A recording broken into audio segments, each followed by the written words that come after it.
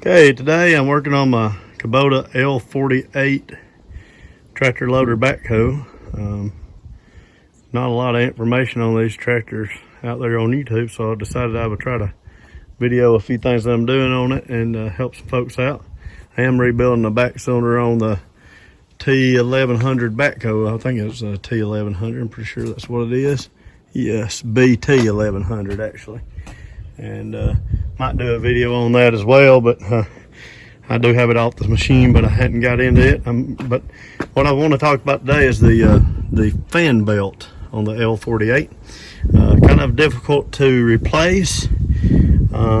You see right in here there is a spacer, according to the shop manual, that has to come out for the belt this belt to slide through. Comes over the fan belt, around, and then through where the spacer is there. It takes 4 bolts to take it out. I am currently working on that, and it is a real pain to get in there to it. Now, to tension and to get your belt loose, you actually just come over here to the alternator and you loosen this bolt here, and you loosen this bolt under here too. So you actually have to take this spacer out in that spot. This spot right in here. In there, folks. Spacer goes right in there, if you can see that. Hopefully you can. But it actually only takes two bolts to take this thing out. I was trying to take some other bolts that I didn't have to take out, but that's all you have to take out. It's 2 bolts, folks. And once you get the spacer out, you have to, again, loosen your tension off your alternator on the other side of the tractor, and then run the belt around the fan like this.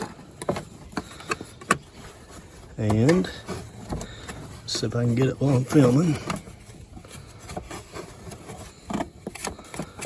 Let me get closer.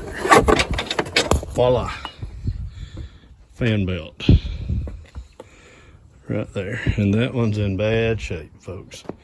So putting the new one on will be just the opposite. Back around the fan belt, through where the spacer was to the drive shaft for the hydraulic pump. Back over to the alternator, which is over here.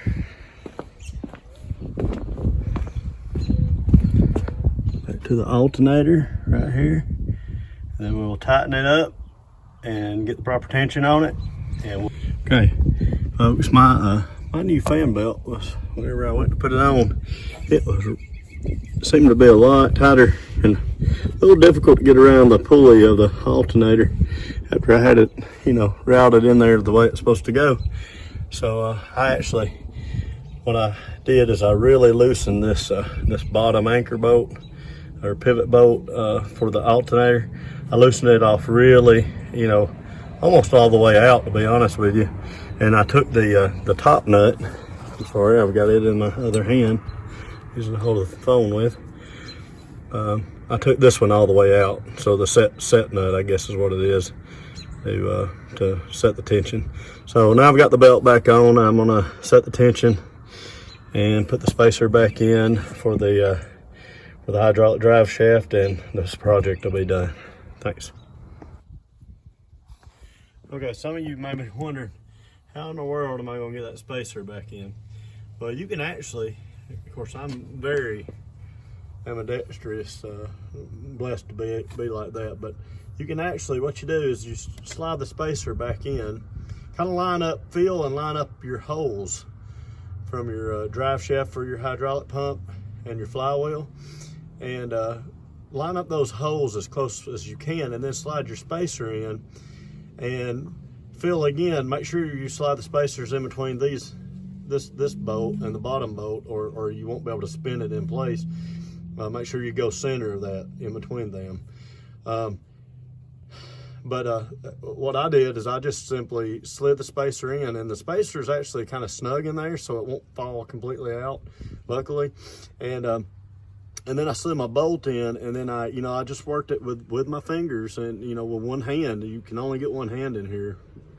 I worked it until I was able to line everything up, and the bolt started going in.